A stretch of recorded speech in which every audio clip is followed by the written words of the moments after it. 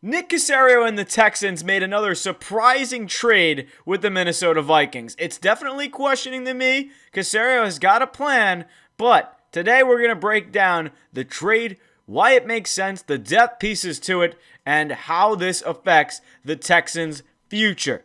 Welcome to Texans Digest, and if you're new here, hit that sub button. I would love to hear your thoughts on this trade and what really is the depth of this, because it really doesn't make any sense to me. Again, hit that sub button for all Texans news, but this is one that I really can't get over, and I'm kind of scratching my head, which is Ed Ingram, the offensive guard for the Minnesota Vikings, a former second-round pick from LSU, is now heading to Houston for a couple of late-round swaps, 6th for a 7th, and it's really head scratching for me because yes, the Texans need offensive line, but I'll be honest, I know as much as you guys do about this player. I just learned who this player was, so we're going to go through it together.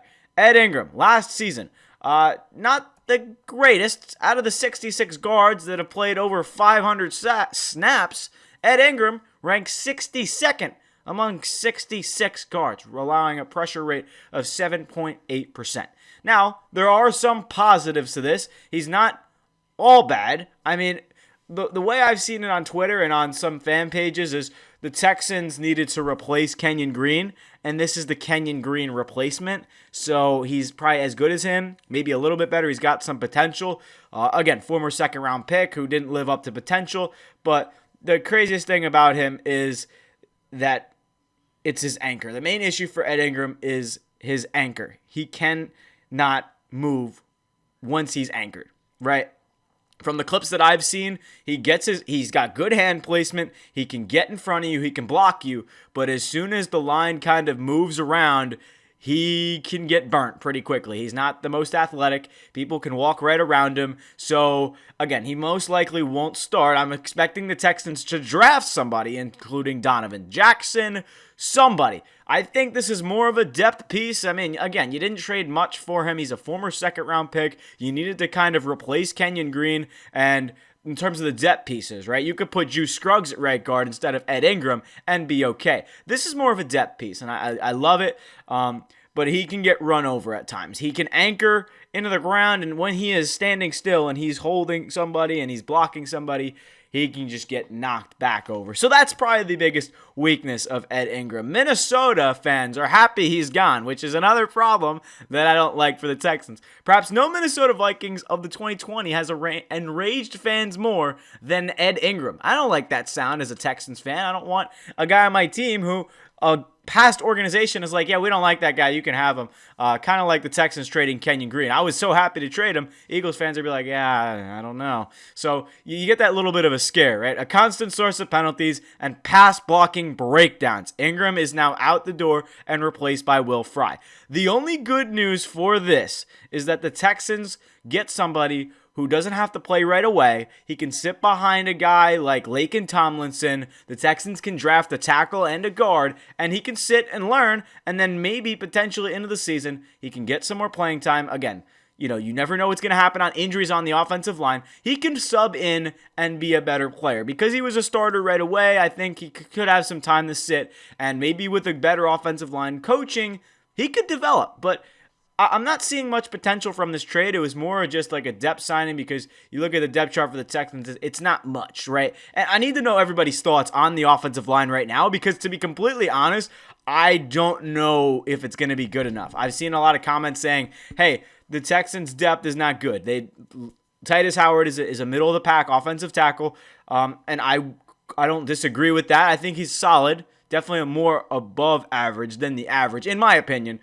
He definitely didn't deserve that big contract. However, he can play, right? You have Laken Tomlinson at the left guard position. You have Jared Patterson at center. He played solid last year. Right guard is kind of empty right now.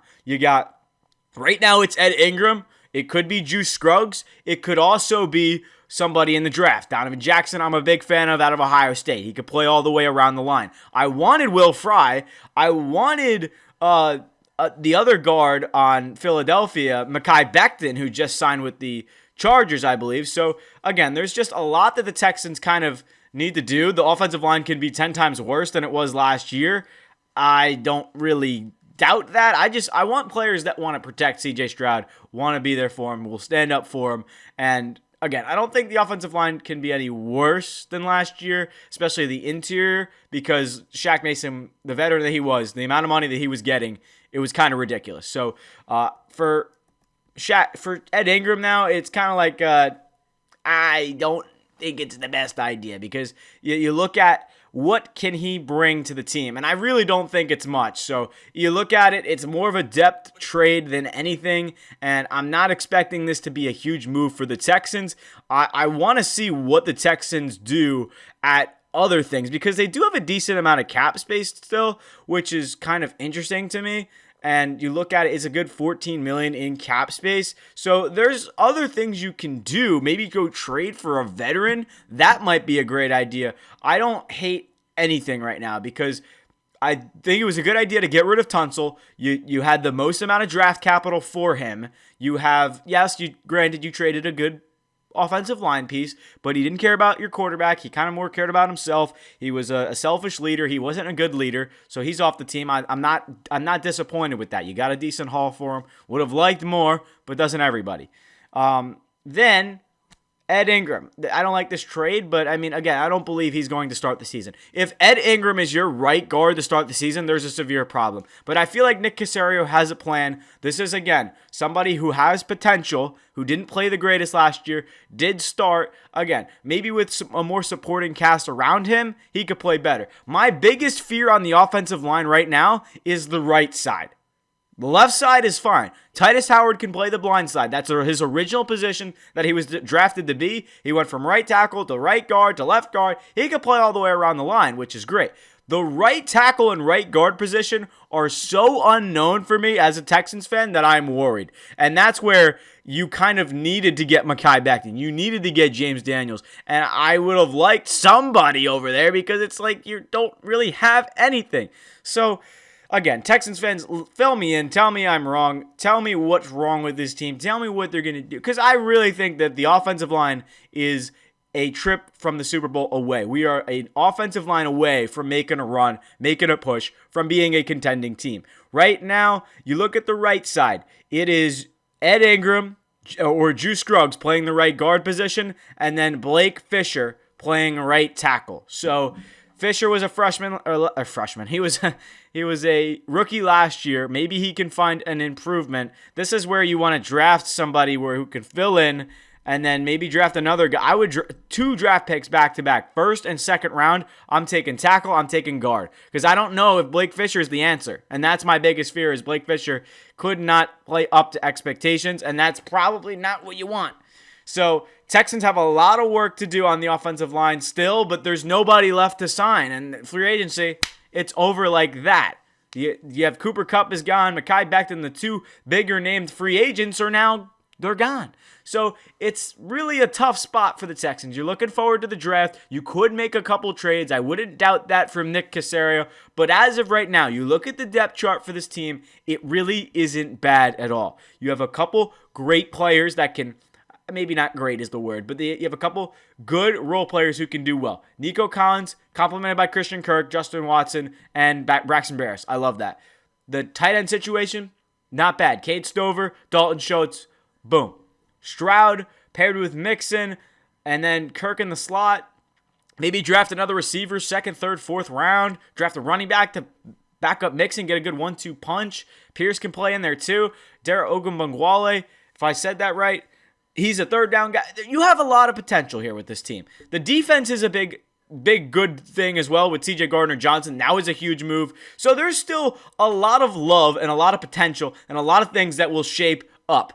Ed Ingram, not the biggest fan of him, but as far as the offensive line looks, it is a potentially worse than last year, but also that is tough to say because Shaq Mason was terrible, Kenyon Green was terrible, and Tunsil had all the penalties in the world. So honestly, in my opinion, this offensive line could look better than last year because of the chemistry around them, right? It's not a bunch of individuals. It's actually, hey, you do that. All right, we're checking this, checking the mic, and you can actually play more as a team. And if you could pick up some more blocks, the biggest thing last year were the penalties, and two, the amount of sacks let up in the interior position. That was bad. Titus Howard was good, but the other guard Shaq Mason couldn't handle anything. He got paid a bunch of money. It was just kind of ridiculous, if I'm being completely honest. So that's a wrap. Ed Ingram to the Texans. I don't really have much to say or to feel about it. He's got some issues that the Vikings fans clearly don't like. Again, let me know your thoughts in the comments. But for me, I'm not even worried about it. The Texans made a few moves to where I'm just like, okay, it's a depth piece. Okay, is that guy really going to play? That's my look on it. I would love to overreact about, oh my gosh, Ed Oliver, he's this great. Ed Ingram, he's this great player. He could do all this stuff. No, he's not good. From what I've heard, from what I've looked at, from what I've dove into, and just from digesting it for myself and hearing other people's opinions and finding my own analysis on it, this is a look to the future, a potential, hey, sit behind this guy and maybe you can figure it out. It's a potential future play, and I don't hate it because you gave up a seventh round pick, sixth round pick next year, sixth round pick next year. So not a bad trade. But in the end, you still need some more offensive line help. Hopefully in the draft, you can get some offensive line, some wide receiver, and some running back. Because really, that's all you need. You're fine on defense with Will Anderson. You're fine on there with Danielle Hunter. You're fine with Jalen Pitre coming back. You're fine with Derek Stingley. You're fine with C.J. Gardner-Johnson. You're fine with Kalen Bullock. You're fine with Kamari Lassiter. You are good. In the center, you have Henry 202. You have Christian Harris coming back from injury. You got a very good supporting cast on the defense. So right now, the three biggest problems, offensive line, the biggest need right now, offensive line. Then it goes to receiver. Then it goes to running back. For me personally, maybe some more linebacker depth would be pretty cool. They did sign somebody to fill the role of another depth piece. But in the end, everything that's going on for the Texans right now is looking for the draft. And I'm definitely a little disappointed with how they addressed the offensive line in free agency, but they did make some moves to fill the voids at certain positions. I know Nick Caserio is a little disappointed about how he did in the offensive line, but I would say overall in every other aspect, C.J. Gardner-Johnson, amazing. And Christian Kirk, best you're going to get other than Deebo Samuel, DK Metcalf, you would have to pay for. So I think it's perfect. I'm going to stop talking because I said it was a wrap 4 minutes ago, and then I went on a tangent, but thank you guys for watching. Ed Ingram is a Texan. Let me know your thoughts in the comments and anything the Texans should do in the future. And as always, appreciate everyone watching. Hit that sub button if you're new, and we'll catch you in the next video.